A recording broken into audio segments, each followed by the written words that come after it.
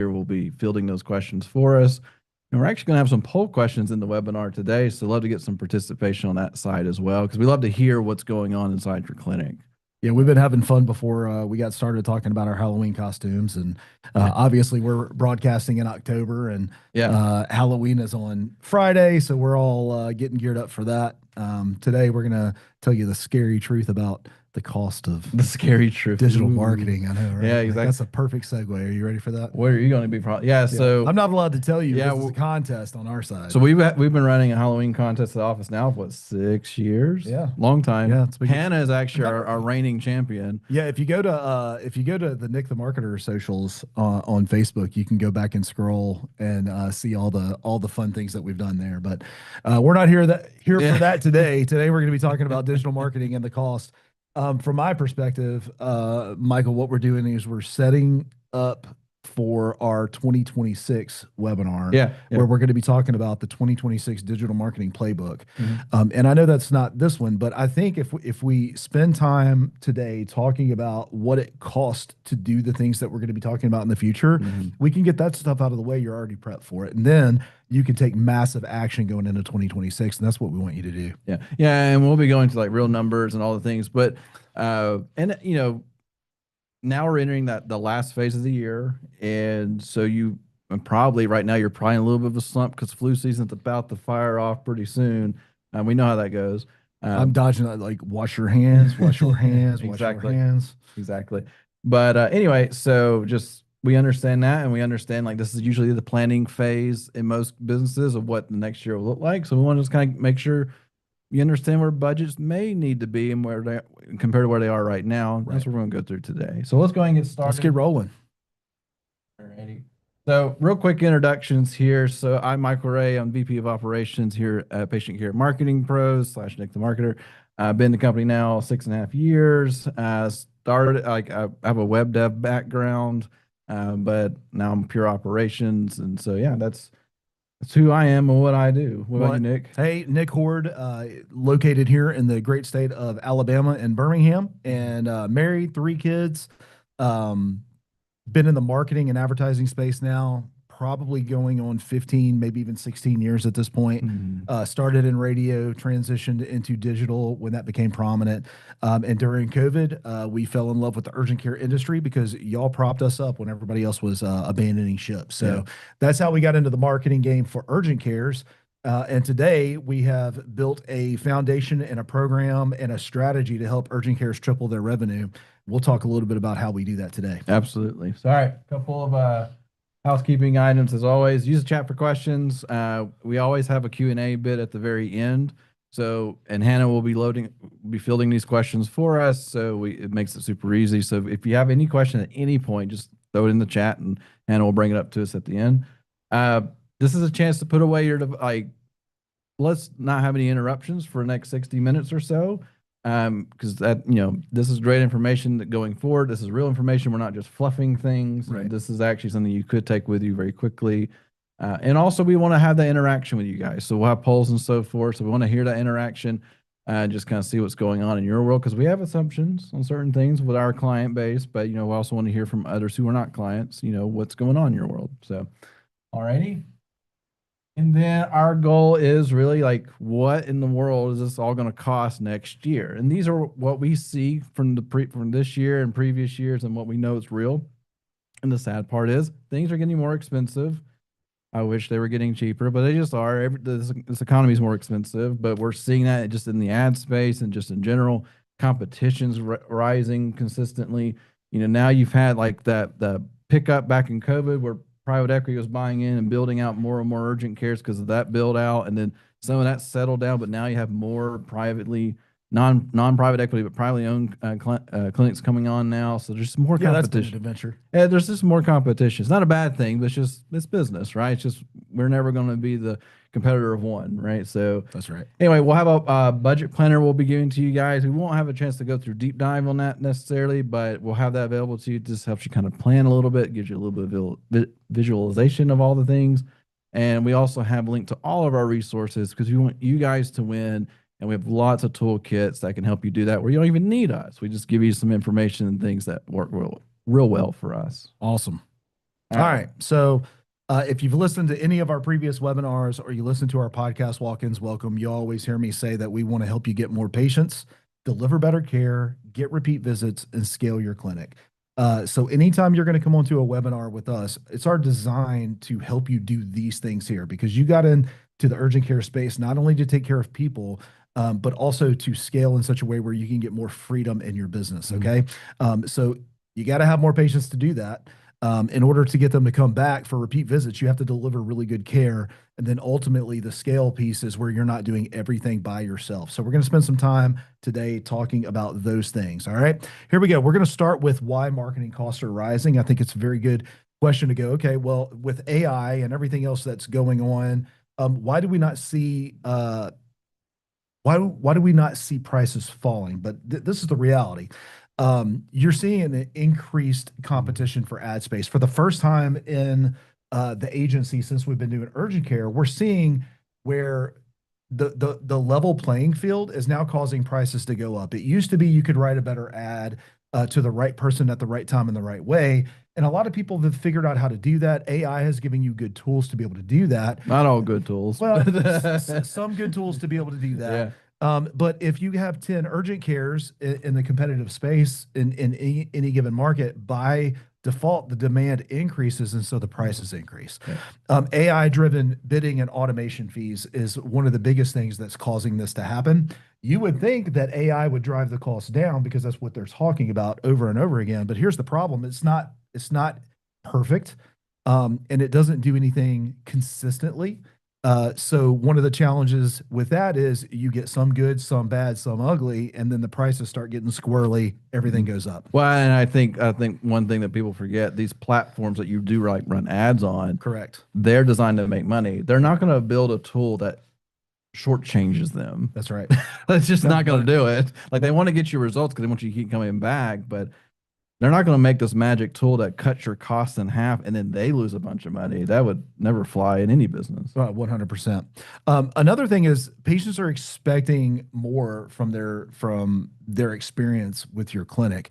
That digital front door, that digital brick and mortar, which is the internet and your business listing on the internet. It's no longer okay to just be available on a phone call. Okay. Now they are expecting to be able to book online and they're being able, they're expecting a response from that booking of, here's a confirmation from your appointment. Here's what to expect. Upload all of your information. Not only does that drive up, that doesn't necessarily drive up digital marketing costs, but it does drive up clinic costs to be able to have some of these tools. And it's just an expensive doing business these days. Yep. And of course, there's always costs involved when you do an omni-channel approach. This is being found on Facebook, Google, television, print, radio, you name it, all the different channels that make sense for you to advertise in. Well, each one of those have a cost to them. So here's the reality check. Patients are searching 24/7. Just because your business operates from 8 a.m. to 8 p.m. doesn't mean that at 10 p.m. people don't get sick. And this is where some of those online schedulers come in so they can schedule for the next day when you're open. If you're not visible, by default, you're invisible, right? If you have to click or scroll down a page to find access to your clinic, by default, you're not visible on the internet. Your online presence is your first impression, okay? And you have to make it a good first impression. So here's an example of what a bad first impression is. I see an ad. Yeah. I click over, I see your ad. I want to do business with you. I want to schedule in there. I click over to your website and the first thing they see is pay your bill. Yeah. Yeah. Right. Sorry, urgent cares. If you think, yes, it's important that people pay their bills, but that can't be your number one call to action. A lot of you do that. Yeah. And I think you should stop doing that. You should just move it to somewhere less obvious because you care more about that next patient coming in, not the patient that owes you money. Right. But that's a real thing. We kind of joke about it, and you're probably saying, "Oh, does my homepage say pay bill?" The worst part, go check. Yeah, go check. But like, check it on your phone because usually it's even more obvious on the phone that pay bill's the first. Not even a phone number, just pay bill. Exactly. So, it also lets you know your priority, which by default, yeah, you want to make money, but your priority should be to take care of the visit and lower the barrier of entry into your clinic, not to get their money right out of the gate. And then you will either rise to the level of the systems you have in place or you'll die to them. All right. So growth requires a system, Yep. and you can't, it's not hope and a prayer. It's not a wish, right? So creating systems, even in your marketing, just like you do in every other system in your business, that's going to be what develops your growth. All right. So let's do a quick poll. Hannah's going to drop the poll. What's your current monthly marketing budget? Is it under 1,000? Is it between 1,000 and 3,000? Are you up to 7,500 or 7,500 plus? I take 2 seconds. Cue your mental Jeopardy. Michael's going to do it in real time. But yeah, so we'll just give it just a second longer and we'll move on. And then the sad part is, I have to tell you, is if you're under, if you have a marketing budget, and it's under 1,000, it may just be burning dollars. Yeah, I'm just curious. Doesn't won't let you do it. That's okay. And it took it away. So Love this. Great. cool. So we have a good. So thank you. Nobody is under 1,000 that we can see. Hey, or There- you didn't answer. Yeah, exactly. They didn't want to answer. But we're seeing between that 1 to 3,000, at 3 to 7,500. Like those are like the majority, which is cool. And then we have somebody out there that's doing 7,500 plus, which is awesome. Yeah. I have a bet that ad spend is a chunk of that for sure. But no, And we want that to be. yeah, yeah. So absolutely. So that's super cool to see that you guys, you were actually falling in a pretty good spot if you're Yeah. between that really that 3,000 to 7,500. That's a pretty healthy place to be. Now, one thing we didn't mention here, but if you are you including like internal team pieces of that as well? So when I do, I look at my team, my physical. Yeah. I hate to call it labor, but it is. It's what the it is. cost. You look at the labor cost attached to it. You look at Mhm. the software cost attached to it. My challenge to you, probably that one person who had answered 7,500 plus is either a multi-location clinic, which is awesome, Mhm. or they know to include all of those different things. Same with the 3 to 7,500. Yeah. So anyway, let's keep rolling here. Yep. Just kidding.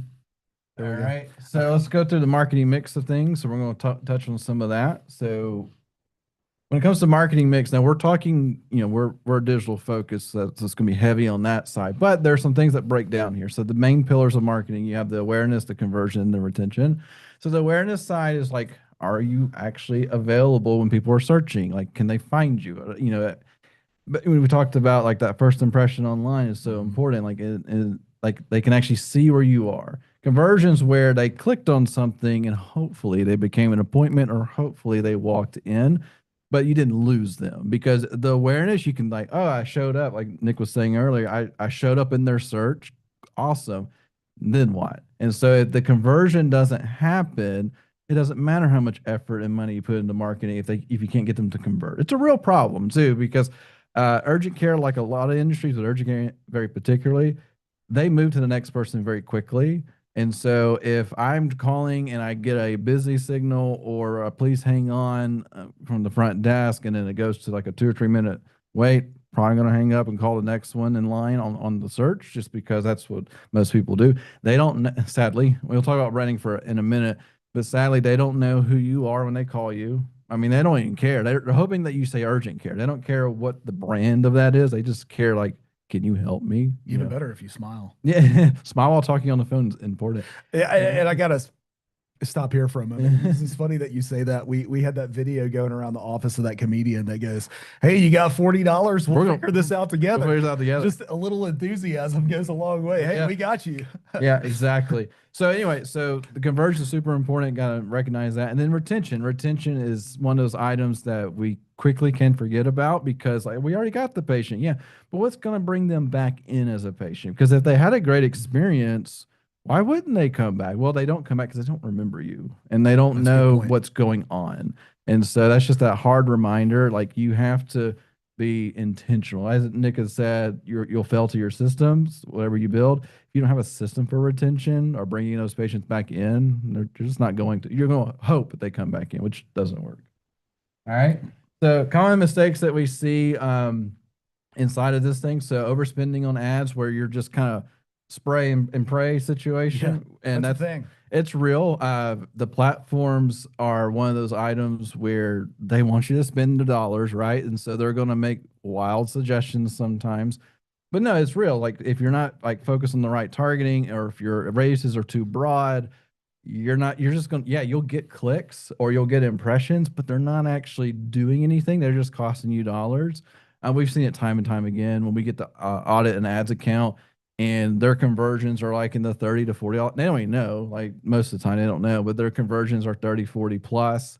And they have like a healthy ad spend budget, but it's like, I don't see anything from it. It's like, well, here's why. Like, you're blowing money on these things that you don't even have a service for, or you're getting a ton of clicks that's like 20 miles away. They're not going to come, they're going to click and say, oh, that's too far. They're going to move on. So there's like a common thing right there, just to kind of dig into that just a little bit. Next is like the underspending on retention. So there's a really good chance that most of you guys don't do any type of retention beyond like a simple one message follow up, which is really Replace the word with retention with repeat. yeah, repeat visitors. Yeah. We say retention in our world, but repeat Correct. visitors for you guys, repeat patients. You may not have a system. You may say, well, if they'll get sick again, they'll come find me. Like maybe. And then if you have something running that's like an actual special of some sort, like sports physicals or immigration, like these items that may be seasonal, how do you reach your existing population that actually had a good experience with you? Like, what does that look like? You may not have one. Visibility. So just this is a real thing in the urgent care space where your hours change seasonally. We recognize that, and when summer's coming up, you reduce your hours because just the demand isn't quite there unless you're like a destination vacation city. And so it actually creates confusion on the web. So when I go to look on your business profile and it says you're open from 8 to 8, but your website says 8 to 6. But then I saw something on social media that said 8 to 2 because the last time you updated it was like 4 months ago, which was summer. And then all of a sudden there's confusion. And that just hurts you because if you confuse your potential patient, they're not going to convert. They're just not. Well, it's going to be kind of annoying, but like with the hours and the times, Yep. when our clients, when our urgent carriers reach out to us and say, hey, our hours need to be updated, there's like 30 touch points that we have to go to and make sure that it's updated on all the multiple landing pages we use, the website, the Google business profile, all the things. Layered. So make sure that you, one of the things I want to say for local visibility or inconsistent here is a good spreadsheet of all the areas where that information is sourced would be a good thing to keep on hand. Easy. Yeah. Keep it easy and easy access that you have to go find one central place recommended. Other thing too, that we see a lot of clinics suffer on where they have like urgent cares don't have a problem getting reviews. Like you guys are pretty good at getting it. Yeah. Well done. Yeah. Like, now just answer them. Probably without breaking. The other side of it is, are you answering the reviews? Are you consistently answering the reviews? Or are you only answering the good ones and you ignore the bad ones? That's a visibility issue, right? Because if I see that you're only answering had a great time, and then one said this was terrible and you don't say anything to them, that kind of builds up a wall as a potential patient. Like, well, maybe they don't care that much. Right. So it's just something to keep in the back of your mind. Next, chasing trends over strategy. This is real because AI is that trend that every day there's a new AI tool that could solve all your problems, and then you spend time and money in it, and then you find out 3 months later it didn't solve anything, and another one comes out at the same time. The most, what I heard once was, this is a great new idea until the next new idea comes. And so that one's not that great anymore. You hear it all the time. And then also finally, are you measuring any of this? Are you actually making money with your marketing or not? That's our viewpoint. If you're not making money with this, then why use us? Like, that's just very simple, right? Where if I spend $1,000, but I only got $800 worth of patients, that's not good enough. Why would I keep spending my dollars, right? I'll just eventually run out of dollars. So it's just that clear, obvious, like, how are you tracking that? How are you connecting the dots? Are you confident in it? And I know sometimes it's hard. Sometimes it's super hard to connect every single dot very cleanly. But, when you look at trending data year over year and just look at things overall, you say, okay, I can see where things have improved or haven't improved, and you can make better decisions off of that. So, all right. So it comes right into this question right here. Which marketing area do you feel your clinic underinvests in? So we talked about the visibility side, the conversion side, and the retention side. My guess is retention. That's my guess, but I don't know. So we'll get for us, even though we're not an urgent care, I'll tell you that retention and follow-up is the area that we could do better in focusing real dollars, real effort, real energy. There's always money left on the table. For you, it could be SEO and visibility, and a lot of the times, especially recently, people are more focused on ads and conversion, which is amazing. The challenge with SEO and visibility is the volatility, right? Yep. And yeah, we're with you. Thank you for answering that. 100% on the retention and follow up. Yeah, exactly. So that's totally expected. because you just don't think about it, right? Because you're like, well, they moved on as a patient. If they want me, they'll come back to me, and that's just Just not reality. it's just not. I wish it was. But Cool. anyway, so we're going to move over to the breakdown of what we're doing. So let's take a look at this. And again, we're not going to teach you about SEO today. What we're going to do is we're going to talk about the costs and some expectations on financials. So let me set some ground rules for this real quick. We are not talking about what it costs for us to do things for you. I'm not here to sell you anything today. We want to make sure that we're giving you real world examples of what we see, whether you're doing it in-house, whether you have somebody else doing it. And the reason why is we see people that are way overspending in areas and severely underspending in others. I'll give you a great example of this slide here. This is one that we see people way underspend in. All right. So SEO improves your clinic's online visibility.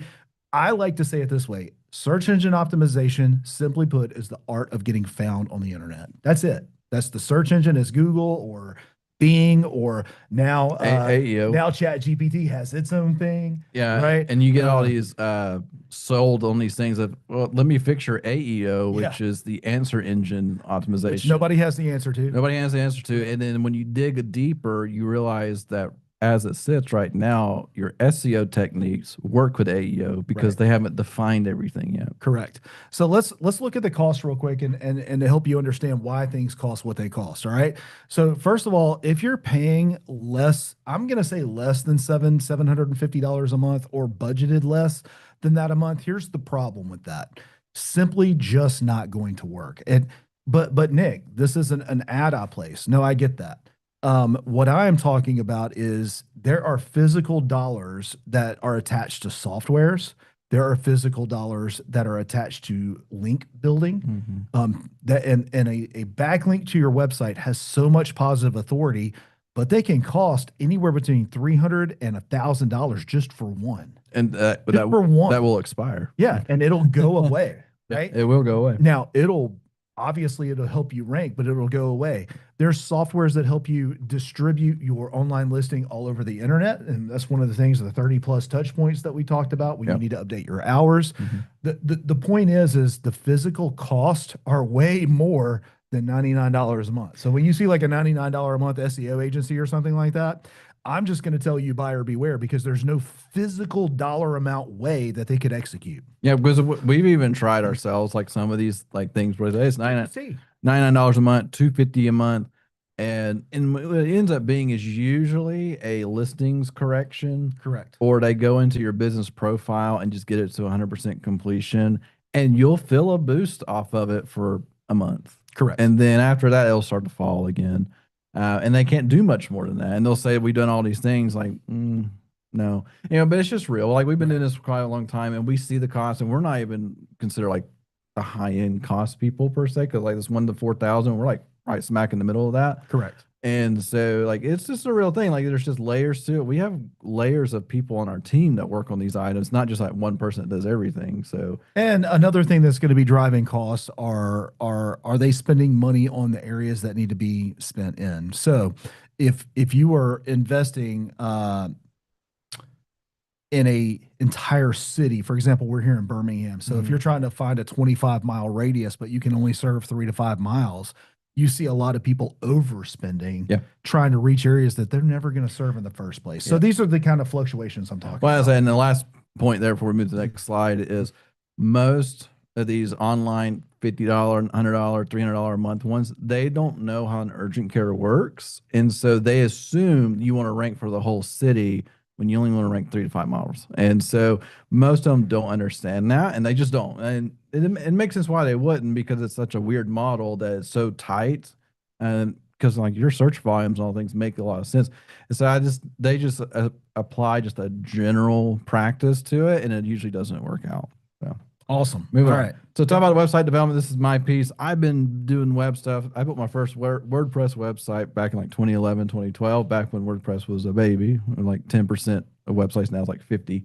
So this conversation will be around WordPress because that's what we do. I don't know how much a Webflow or a Squarespace, what people charge for that these days, or Wix and all the things. But for WordPress, which is kind of the gold standard for SEO practices, that's why we do it. The development cost is all over the place, and there's reasons for this. Some of it is just some people are just going to charge more for no reason at all. They're just going to naturally charge more because they just have a higher price entry.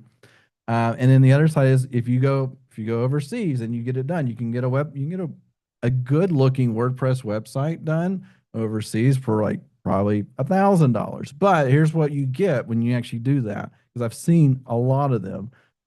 One is probably they bought something pre-done, like a template, and then they plugged in some stuff and they forgot to remove stuff. There's actually, we had a client, he gave us this, I'm going to host your site in WordPress. On the surface, like, that site looks pretty good.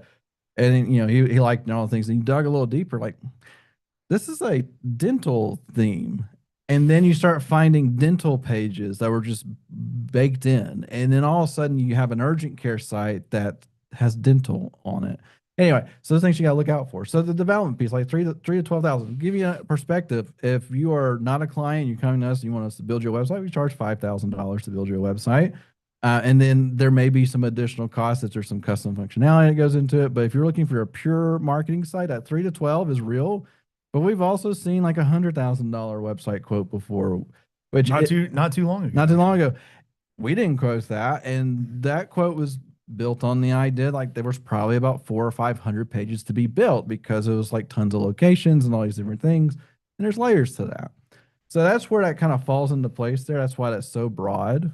But what it matters though is the design represents your brand, the services are being represented, the call to actions are well defined, and it looks great on your phone. Like, that's where it matters. And so focusing more on that and not just the price per se, because as we know, once you build your website, you probably don't want to rebuild it for another 3 years. Right. Or I've seen older ones for sure, but 3 years, three to 4 years now is fine for a renewal. I wouldn't go much further than that. And I don't think you benefit from a year or two later, you rebuild the whole site again. I don't think there's a benefit there. Let me spend 1 minute here and let's look at the thought process behind this. Your website is your digital brick and mortar. Yep. Okay. Think about what it costs to rent your building. Think about what it costs to do the build out in your building. Think about the length of the term that you have in that building. Mm-hmm. Okay. This is your building in a digital version on the internet where people are going to walk in and experience your brand. They're going to get the very best of you on there. And so if you're out, again, I'm going to go back to it. If you're out looking for the cheapest thing, that's probably not going to serve you well. Yep. Okay. If you're looking for one of those Wix or Squarespace $25 a month builders, it's going to be okay. Right. Yeah. Just like an okay urgent care location, it's not going to be real inspiring and all that kind of stuff.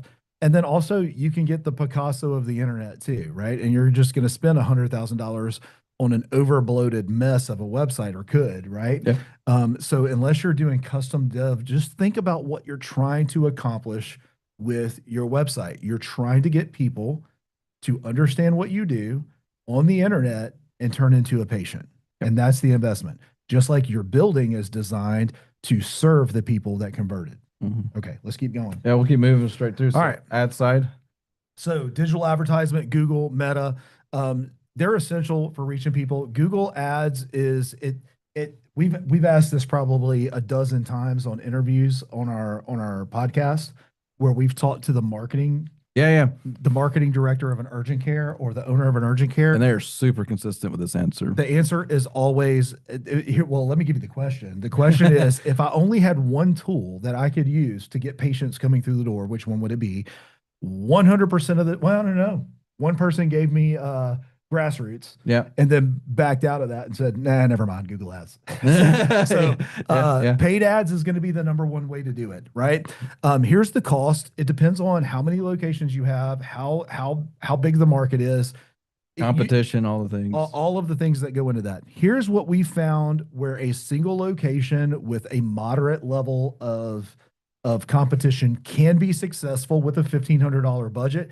We used to say $1,000 budget. Yeah, we're moving to that 1,500 now. It's just real. It's real. And it's also, this is important too. It is a starting place. Yep. Right. This is to take you from 15 patients today, this will take you to that 23 to 25 patients per day so that you can break even. Then you're going to have to punch through that barrier once you start making money and up it into 2,500, 3,000 plus, right? Mhm. But Google Ads, there are some markets that we have. We have one that spends what, 15 to 20,000 a month Yeah. on Google Ads. They're in a highly competitive market. Against our recommendation. They're in a high, they want to spend it. They just got it. They got it earmarked, and that's what they want to do. Well, and I think it should be noted here that just so you guys know, for a single location Google Ads urgent care, sorry, single location urgent care is running Google Ads. We're finding that at the moment, now this can change, but at the moment here in October 2025, that around 8,000 a month in ad spend, you have diminishing returns where the platform will spend it, but the cost for the conversion just goes up. That's it. And that's pretty, we found that because we have a handful of clients that have broken that. And then we just saw like, yes, they're getting more conversions, but the cost of the conversion is starting to rise versus the ones that are in that three to five. If I was going to pick a sweet spot, probably about 5,000 is a sweet spot for a location, not required, just a sweet spot. And it makes a really, because like I said, we have a couple that are in the 10 to 12,000 plus or 20,000. It just burns dollars. It really does. And it's like I said, it still brings in more patients. He's still making money off of the patients, but it's just not as healthy as you'd want it to be. Last point on this, and then we'll start moving on, is you want to look at a cost per conversion on Google, somewhere between $12 to $15 per conversion. Yeah. And so if you think about it, at $15 per conversion with a $1,500 budget, that's 100 conversions. At 70% of those being patient bookings, which has been the number that we've seen over and over again, that's going to get you about 70 new patients. So if you think about that, that's going to be roughly 18 to 20, maybe even $22 cost per acquisition on that patient, right? Yeah. So why do I tell you this? Once you start getting somewhere between, well, I'll just say it this way. Once you get to $15 per conversion, at that point, you should consider increasing your budgets for more patients, not focused on lowering your cost per conversion. Google's not going to allow it, right? So Google is only going to let you get by with so much before they start just increasing the price. Let's take a quick minute on Facebook ads. Used to be not my top recommendation, still probably not my top recommendation, but I am seeing some of the work that we're doing with multiple urgent cares that we work with, where we're starting to see people converting on Facebook. And I think that's twofold. We have a higher quality team than we've had ever before that are really good in the meta space. Two, their algorithm has gotten really, really good at finding exactly who needs your services based on intent and search volume. Now, do I think it needs to be the vast majority of your budget? No, that probably needs to be the third or fourth thing that you roll out. Okay, honestly speaking. But when you have budgets that you have good, healthy budgets that you can work with in the marketing, I would highly consider Facebook, Instagram, or Meta, if you will, as part of your mix. And I don't think you need any more than 500 to 1,000. When you start getting into the multiple locations is where you see these bigger budgets. Again, the factors that influence it are the target audience, the competition, the ad quality and relevance, platform. All of this will be in detail on how we do this in another webinar. For now, we're just talking costs. All right. So on the SMS side of things, so just to be fully transparent, we don't have like an SMS email platform that we offer up to our clients, but this is what we see. Part of the reason why your EMR may be doing this, you may not have turned it on, or you turned on the basic piece of it. So now if you're like, I don't like my EMR's SMS system, cool. There's lots of options out there all day long. Even from email, you can use like a MailChimp situation, but the costs are real. And then there's also the content, like the content creation cost. Like that's a real challenge where, well, I can just use AI to do all the creation piece. Like, yes and no. Like, yeah, I can create some things, but it's not going to be consistent or what you want. I've seen some crazy urgent care AI generated images out there. Like, just kind of make. They are getting better though. They are getting better. It's kind of nuts. It's just a matter of time. But it's real, like, because the software could be a cost per use software. It could be a flat rate, but it's real. It's not all free. It just won't be. So you have to put that in mind of what that looks like. And like we mentioned at the very beginning, you need a system for this. So if you just sporadically, I do email, but I don't get anything. Well, how often do you send email? Oh, when I think about it. Well, that doesn't help anybody. They want consistency. Like you should ask Hannah how consistent she is about sending out weekly emails. And we've watched the open rate grow over time where she has like a killer, like 40% open rate, which is amazing. And then, looking at is am I sending out good information or just generic? Am I giving offers? What am I doing with that information? Do people really want to know? Y'all know, you see me in your, yeah. Hannah knows, and that she also knows like 9 p.m. on a Tuesday is when you decide to Hannah will be up in your DM. yeah, she really will be. But no, it's just real. And like I said, your EMR may be doing some of this. Go in and fine tune it. Don't let the default settings dictate that, because make it about your clinic, not just a generic clinic. So just remind yourself, if you are looking at that, does this represent our brand the way we want it to? All right. All right. So yeah, social media side, this is not we're not talking about ads. We just talked about ads. Yes. So social media is the posting side of things. This is content. Yeah, this is your content piece. Now the cost there, like they range quite a bit, because you may have to have an internal person do this. That may not be you. You may have multiple softwares that help dictate how to spread it across the different platforms. But one thing just to let you guys know is the influencer world is dying. Like there's not a lot of influencers out there. They're kind of being burned at the stake a little bit, it feels like. And people want real stories. They want real interactions. One of the biggest things we could always tell you is get your employees, all the providers, get them involved.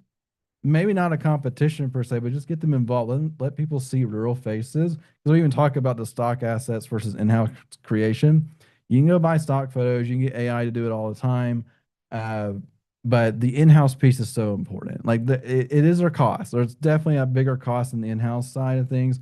But thankfully, some of the in-house stuff, you can kind of like bulk it out, where you do a multi-day shoot or a full day shoot, and you get everything you need that can cover you for 6 to 12 months of social posts, and it'll be totally fine. But like Hannah mentioned here, employees can be your influencers. They really can. You'll be amazed how certain people just hook in and say, this person's really awesome. I'd like to hear from her more or him more. So what's really cool is in the resources, it's probably talked about later, but Hannah has a schedule of posts that your team can go, hey, reference this post. This one's going to be about a review we got. This one will be about a patient, or well, actually don't give HIPAA data. This will be about a team member we want to highlight. This will be about a season that we're going into. This will be an event that we're having. Like she's got a schedule that you can just reference anytime you want if you need content. Yeah, absolutely. So why does it go up to $2,500 a month? Well, I mean, you may be allocating budget of labor to that. Yep. The other thing is the better performing stuff just costs more money to create. It's better video, better content, better sound, better lighting. And I would say this too, because you may put out a post, nobody interacts with it. Don't get discouraged. Keep going. You got to keep posting and be consistent and build that up a little bit. And then you'll start to recognize what people really care about. The biggest, because we see it all the time. We see a clinic post for like 2 or 3 months and then just stop. Yep. And then don't do anything. You can tell they got busy or gave up. Yep. Either got busy or got frustrated, or maybe that person's not there anymore and then nobody knew how to pick it up. That's a real thing. I would encourage you, though, that this is something we tell people all the time. We will do your social media, but we recommend you keep this in-house. Michael bought this really cool little microphone that we affectionately call Fuzz Aldrin. Fuzz Aldrin. Aldrin. A little microphone with a little furry thing. If you've seen any of our ads, you've seen it probably in the ad. But it was $100, $200, something like that. Yeah, it was right around $200. It's like a Rode wireless Bluetooth, plug straight into your phone as a receiver, and then you just have a Bluetooth mic. It sounds incredible. Yeah, and it's also kind of gives like that touch of like, oh, this is like a real video type of thing almost, because you can see people holding it or they're stuck on their shirt. But it makes so much, like it's a $200 tool that you'll use over and over and over again, and it just ups your audio quality, which is super important. Because people turn on captioning all the time, and if the captioning system can't understand you well, it may create a weird experience. And if all else fails, show pictures of your dog. There you go. All right. Which market channel gives you the best return on investment or return on ad spend? Is it SEO? Is it digital ads? This would be your Google ads and Facebook. Is it social media? Is it email? I will say this, email done correctly tends to have the highest ROI of any platform, and there's really not even a close second. The difference is just, you're not doing as much with it. Absolutely. All right. Isn't the quiz okay? Oh, it is good. It's working best for you. Yeah. We're not trying to make it hard for you. Just whatever works. And if you don't know, you don't know. There isn't really a right answer. Correct about that. Digital ads. So yeah, that makes sense. I love whoever put SEO in there, because let me tell you, whoever put SEO in there probably has been investing in it for quite a long time. because dollar for dollar, that MAP 3-pack Yeah. can give you a killer ROI because 60+% of the clicks come from that Google Map 3-pack, or at least today it does. Yeah, it may all change at some point, especially Every with the time. zero click issue that we're running into now with AI overview. All right, so I'm going to touch real quick on the traditional side of things. Like, Y'all like the traditional, the grassroots, the boots Yes. on the ground. We want to give you those costs too. absolutely. So, and we do not sell traditional marketing. We're pure digital. So we're going to give you some, but we have these conversations all the time with clinics of where their costs are. And it gets pretty broad. Like the reason like we put print advertising 500 to 5,000 because it just depends on what you're trying to do here. And the frequency. The frequent, because one of the challenges, of course, with mail outs and things like that is it one time, unless you want to pay for it again. And as I understand, it's less than 1% action rate. Yeah, action. Yeah. But it's still worth it. Yeah. Like, and I will say this, mail outs are really great if you have a new provider, if you have a brand new location. There's nothing wrong with covering your neighborhoods that are very close to your clinic. Nothing wrong with that.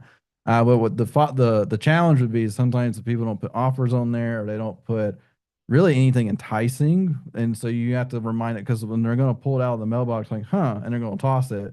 Like you want to make sure it makes sense. And if you need some examples, just go open your mailbox. You probably got some right there right now from a home service. And like there's always an offer of some sort. Well, I'm an urgent care. What do you mean offer? Like, well, it could be, hey, your first visit is covered by this, or we are including this extra service for free if you do come in. Things like that. So just kind of experiment with it. Don't be afraid of it. But it is real. It can get very expensive, but it also has some. It still exists today for a reason because it does make a little bit of a difference. My recommendation on this is to send one out during every season change. Yeah, exactly. Next is brochures and flyers. Now there's some key parts here. This is like inside your clinic quite a bit. So obviously you can have flyers that may be going to different events and so forth. You want to cover that. But print costs when you have something up like actual brochure is sitting on the checkout desk. That could be encouraging there. Right. It could be when they walk in, they see something on the wall. Like these are all costs, right? So the cost can be very low or it can grow depending on what you're trying to do. But some of these things can exist. You can make an order.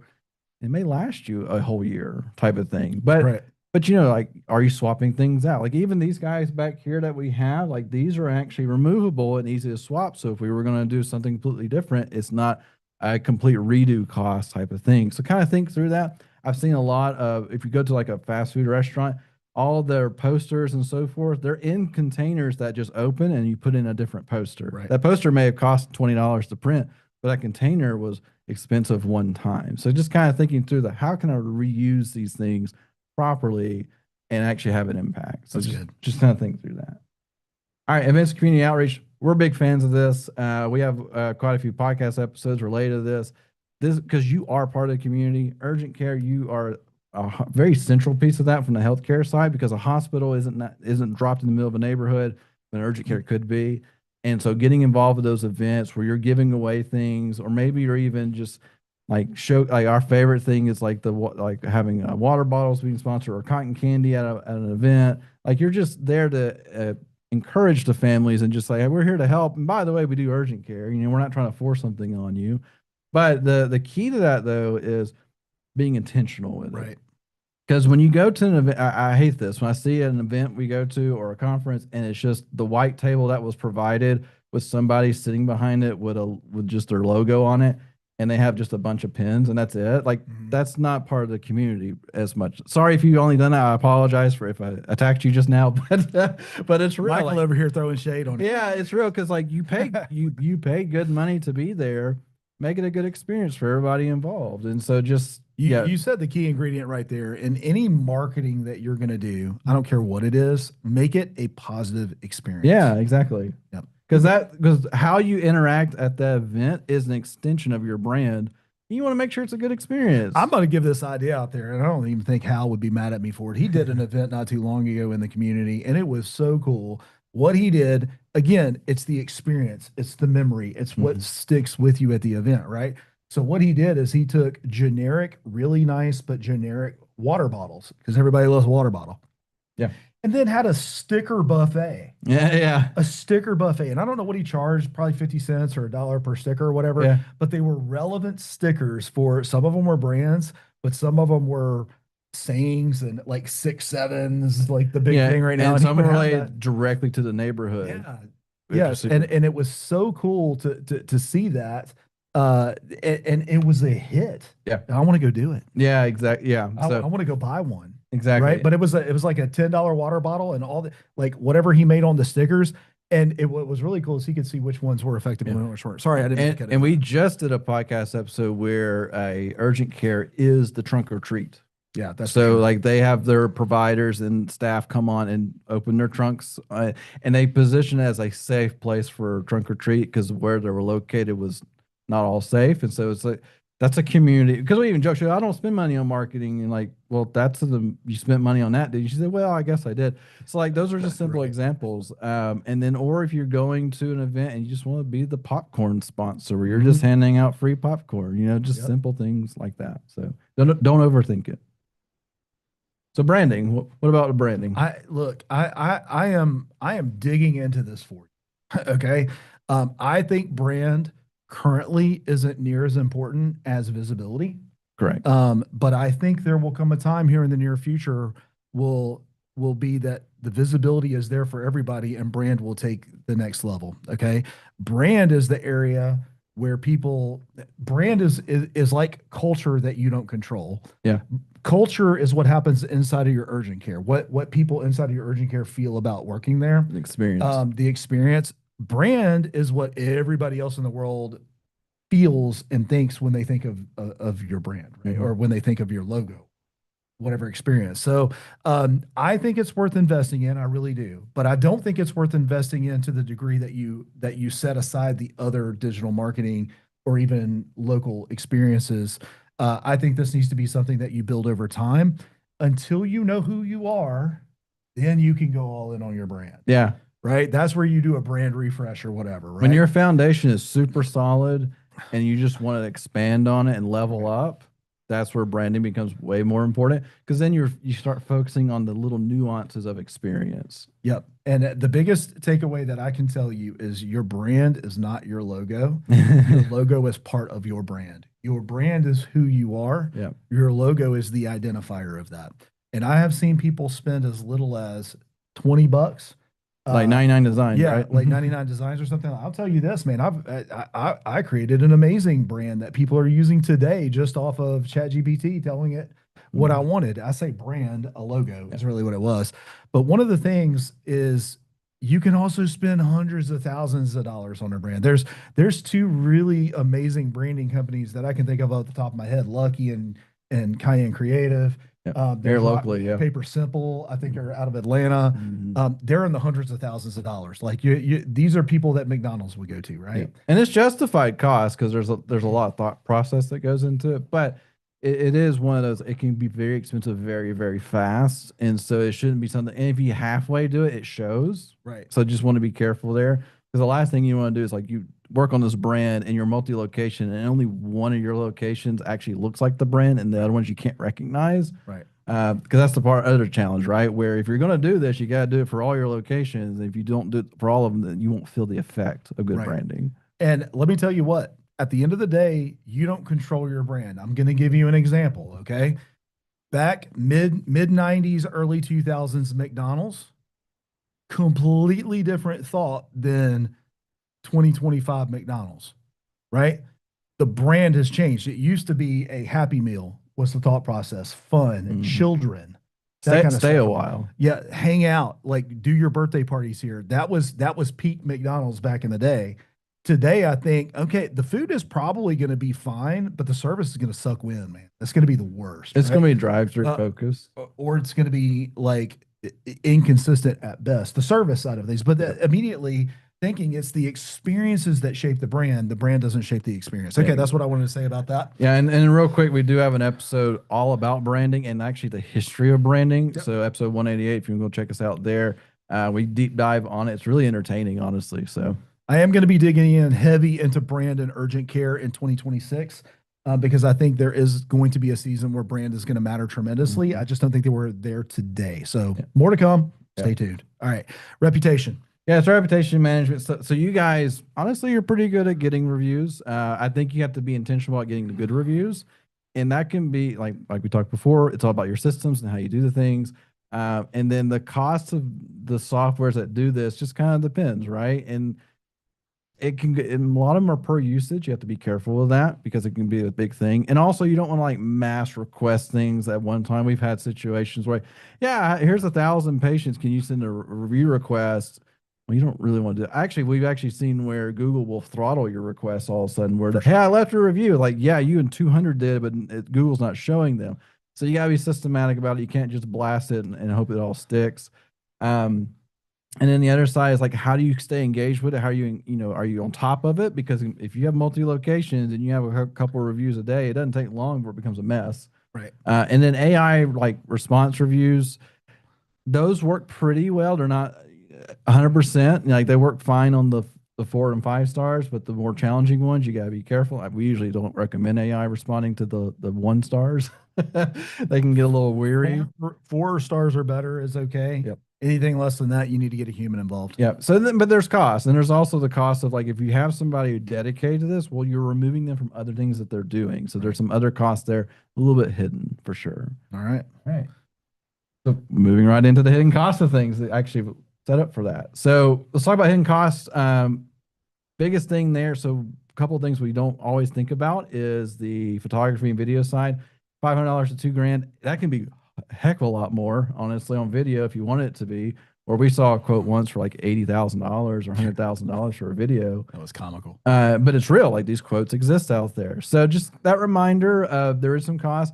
And I put in here like an annual refresh is fine. Like if you, like I mentioned earlier, you can knock out a year's worth of content in a day if you think through it. I do want to give you this one thing with photography. Nobody knows if that person still works at your clinic or not. So it's going to be okay to put pictures like a group shot. It's okay. And make sure it's okay. Unless they offended you, it's okay. I will say, like every time we've seen a group shot, somebody quits like a week later. Every time. Like so take the group shot, put it on your website or wherever you're going to use it, and it's going to be okay. I think the only thing that wouldn't be okay if the main provider, what was plastered all over your site, disappears. Yeah, that could definitely be a thing. I'm talking about Susie Front Desk that decided she was going to go work somewhere else, which is totally cool. Nobody, like literally nobody knows and nobody cares. But they do recognize stock photos. Right. Most people see it. All right. So other parts of this too, staff training. Staff training is one of those expenses you don't think about because, well, I taught them how to do this. Why don't they? Well, that's an ongoing type of thing. And what is the like? Then there's a missed opportunity cost where if you're not getting the training consistently to them and they're dropping the ball. We see this all the time. We have a whole thing now about training your front desk because you may get phone calls in and the front desk tosses them away. They don't mean to necessarily, but it just happens. And if you're not consistent and repeating yourself on how to do things properly, you lose. But it's an expense that you don't consider very often because you're like, well, I just have to sit down with them. When was the last time you actually did that? Yeah. Other side, so AI tools. AI tools are one of those, like, to me, AI tools are, they're kind of like the streaming service type thing where on the service, oh, it's only $20 a month. Well, how many AI tools do I need to make this one thing happen? And all of a sudden you're a couple $100 in a month on some stuff and you're just like, I don't know what I'm even spending this for. And then you forget about the service that you paid for. And then you don't check your credit card. And all of a sudden you have like these softwares that you don't even know what they mean that you're paying for. It's real. Not a fan of Rocket Money, but you can find out all your subscriptions that way if you need to. Yeah, like and you pay for a software to find the softwares that are spending your money, which is just kind of funny to me.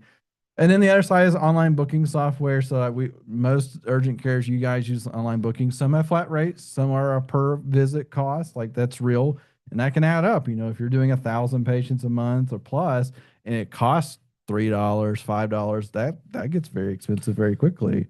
And so, which goes overall to pure usage cost. Even like the AI stuff, where if you have an AI phone system, well, there's probably a cost every time it picks up the phone, right? Because they're not just going to give it all away.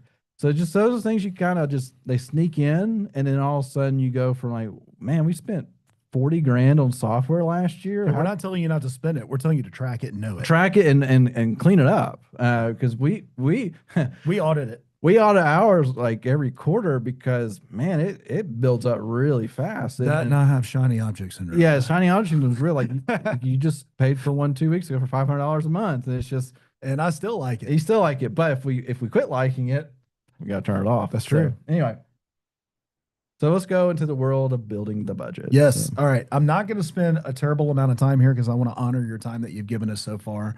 What should you expect to spend on a single location? I've broken this down by single, a few locations, and then 4+ locations.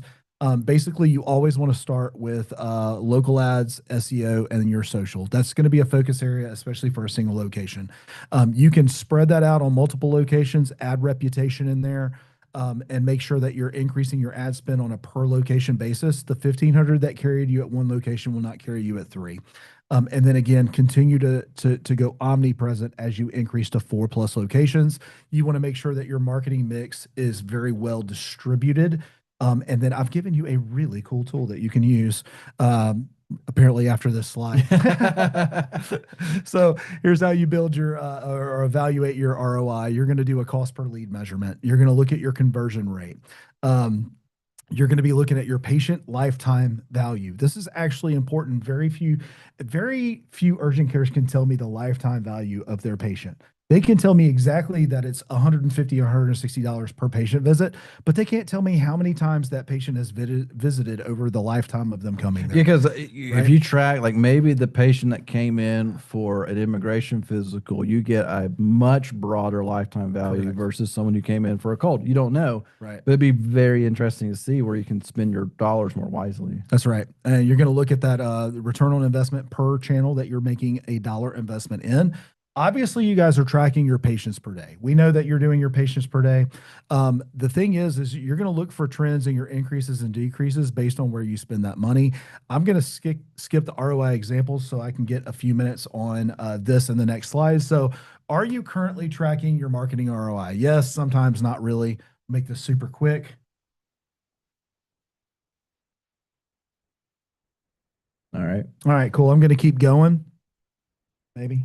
That popped up. All right. So thank you for that. Not really. Hey, listen, for you who put not really, I mean this with all sincerity. Send a direct message in the chat to Hannah and find a time to get with myself or Michael or Grace. Not again, this isn't to sell you anything. Let's take a look. If you're making an investment, we can probably help you do this. Or at least identifies the areas where you should be tracking. We'll do that for you completely for free because we want you to get a return on your investment. I like to say around here, if you aim for nothing, you'll hit it every time. Every And time. when you don't track, you're aiming for nothing and you're just throwing money into the wind. All right, we built this budget worksheet. Hannah helped us with that. I'm going to click on it so you can see what it looks like. I did put a video in here, which is on the patient generation page right here. There is a video walkthrough on how to use this sheet. But I want to give you a quick understanding of it. And Michael updated it yesterday for our call today to add one other feature that I like. This is the one where you take your patient. Oh, I was like, what And did I then add? I went in this morning and connected some of the dots. So it's still working? Yeah, it's still working. I guess good. Which is a good thing. So what is your revenue target? Let's put it in there, right? Are you a million? Are you at 900,000 a year? Are you at 2.5 million a year? Where do you want to be? Like, what is your revenue target? And then all of this will adjust accordingly. So let's just say that you're a $900,000 clinic. Is that enough zeros? 1, 2, 3, 4. Yeah, that's it. All right. So everything adjusts in this for you to be able to set a target goal. Okay. All right. Let's click over here to patient generation. All right. I currently have it set to 1.25. Here's what we're going to do. Let's stay with that $900,000 clinic real quick. So you're a $900,000 clinic. All right. Your target revenue goal is to take it from 900,000. We want to get it up to, let's just say we're going to do 1.25, like I'd originally put in there anyway. You want to be 1,250,000. This is your target revenue. Let's just say for a second, your average appointment value, I'm going to give you a little bit better here. I'm going to say you're at 170 in patient. That's what you make on a patient when they come in. Okay. Mm-hmm. All right. Then you need to add 613. Well, you need to have 613 patients per month to hit that volume. So what we want to do though, is we want to go in here and say, what is your current volume? Let's just say that you're currently seeing roughly 515 patients per month. Okay. And you're at 98. You need to increase your patient volume by 98 people. All right. Let's just say that your conversion rate on the phone is 70%, because that's what we see. And that'll tell you that at $40 cost per acquisition, you need to budget $3,910 a month for your marketing. Yep. Now, I want to show you something that I think is important because our average cost per acquisition is around $22 to $25. Yep. Or a Okay. little under that. Too. Little under that. How about we just cut that in half to 20? Yep. Okay. That changes your marketing budget down to $1,955 when you have somebody who knows what they're doing can come in and they can pay for themselves and help you scale. All right. That's my general plug for the day. Right. Because what we see is the average cost is 40 plus. Yeah. And we're down at $20. We're half of that. We can help your money stretch further. We're like the Tupperware of the urgent care business. Here we go. All right. That's all I got for today. Very good. So hopping back into Tupperware. There we go. All right. All right. So thank you for that walkthrough there. We'll be providing that to you guys in the email follow up with everything. Also, we'll have some scans. Anyway, so let's just kind of go through. So we've kind of come into the head of it right now. So how are you going to do this? Are you going to do it yourself? There's nothing wrong with that. Are you going to hire an internal team member? There's nothing wrong with that. Are you going to hire an agency like us? There's nothing wrong with that. All these have their pros. All these have these are the cons. I would say one of the biggest things to know is that with the DIY side, it costs you more than you think it does. While on the surface, I don't have to have a budget for somebody at $5,000 or $6,000 a month to do all this internally. I can just do it myself. But what did you just give up to do that, right? Because you can't be everything to everybody all the time. It just doesn't exist.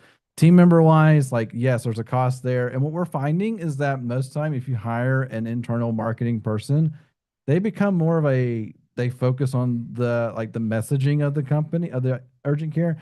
And then they hire in agencies like us to kind of execute on certain things. Right. And then they're managing that relationship. And there's nothing wrong with that either, but it's just real. One thing though, that you see with all these, that there's an ad spend tied to everything, because it doesn't matter how cheap it is you do it, you still have to put some ad spend into these dollars because these platforms require it. So you have to always remember there's always that cost involved. Unless you're pure SEO, but there's even costs there that we talked about, backlinking, just other things. So sadly, marketing is not free, just at the end of the day.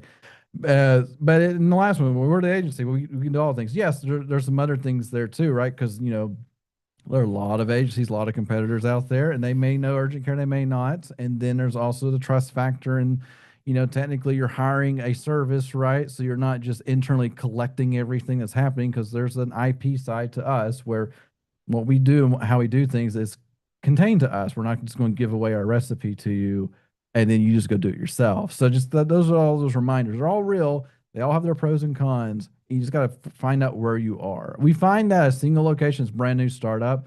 DIY makes total sense, and they move to agency.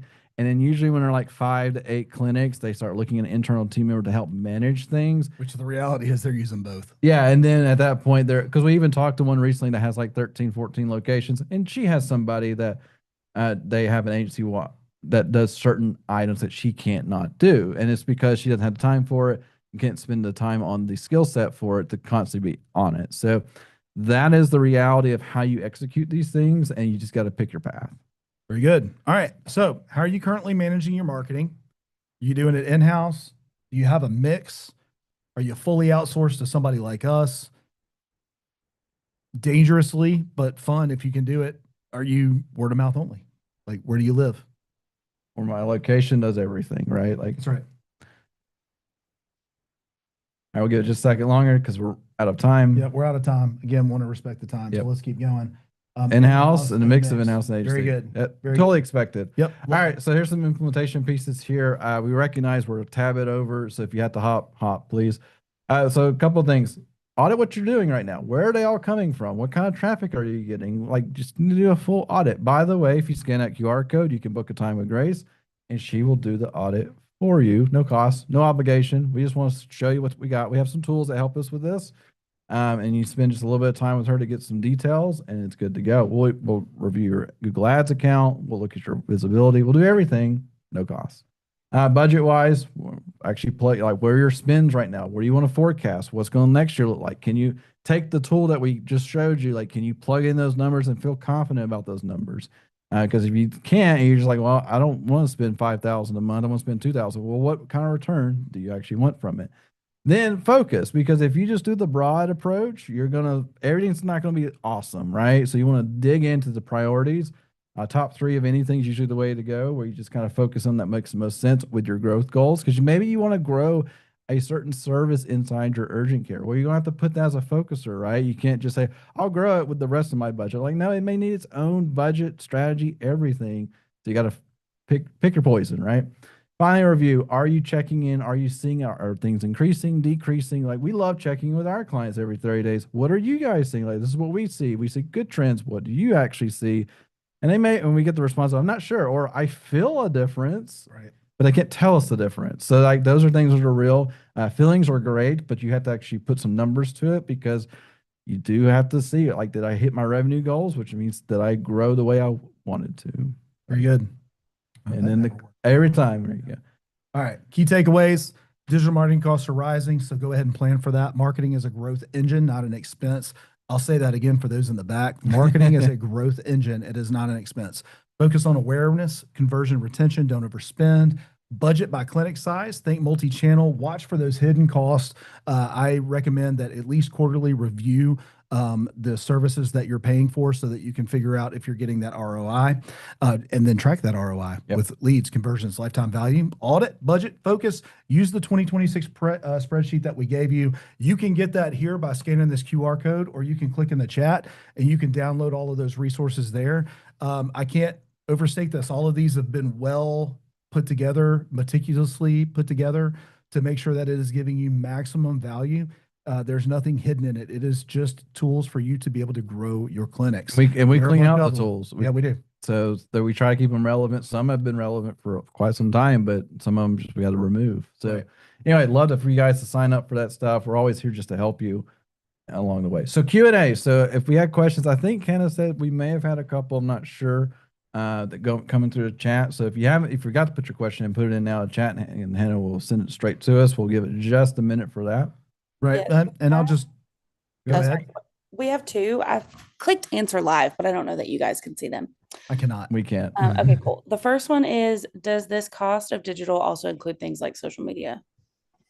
Does the cost it? Yes. So if you're talking about the outline that we put together today, social media posting, we went and did a slide on, I want to say it was anywhere between $600 to $2,500. Just depends. That you could earmark budget for you to be able to invest in social media. What do those include? Probably need to get some kind of an online scheduler that isn't just Facebook or Meta. We use Go High Level for ours, but that is an agency tool. But Hootsuite is one of them. Hootsuite's like the gold standard out there, but there's a ton of them. And the other side to that social posting, if you're running contests, there's a cost for that, whatever that contest prize is, things like that. So but there are some costs there, and it's a little broad, because it could be as simple as you're posting 2 or 3 times a week. It could be like you're running constant contests for reviews and things like that. So it just depends. But yes, there is cost. $600 to $2,500 is what we recommend to earmark to that, just depending on how aggressive you're using those. Hannah, what's the next question? The next question is, can we get some examples of places that do online reputation management for a multi-location place? They said they talked to one company, but it ended up being something completely different. Gotcha. Okay, so Bird Eye is one of those places that does multi-location. I will say, if you're using like Solve or Xperity the EMR, Solve the online scheduler, Athena. So a lot of the EMRs will have multi-location review generation built into it.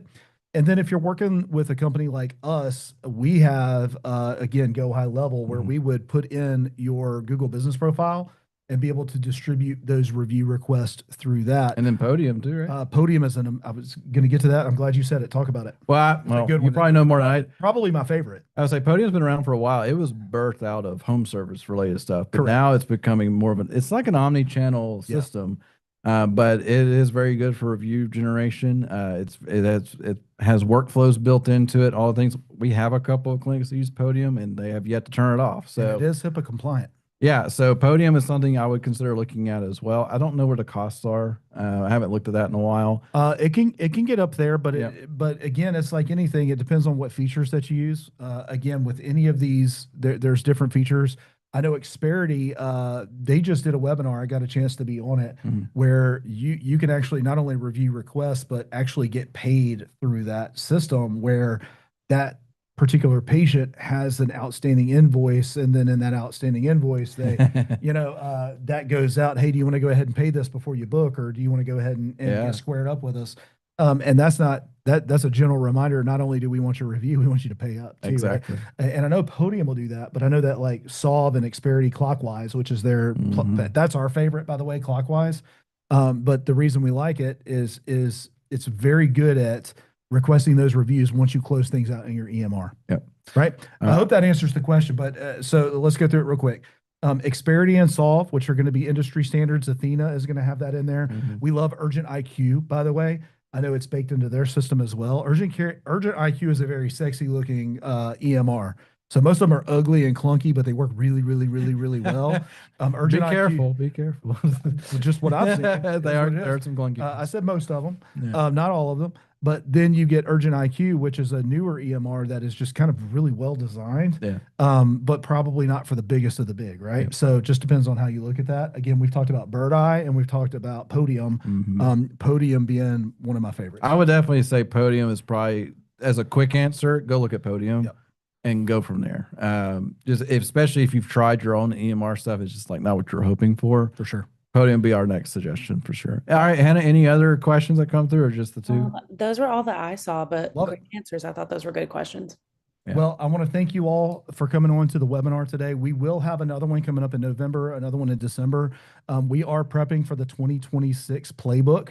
We're doing our research, making sure that we're giving you the latest and greatest on what we think is going to happen in 2026 Yeah. and how you can grow your clinics and scale. Yep.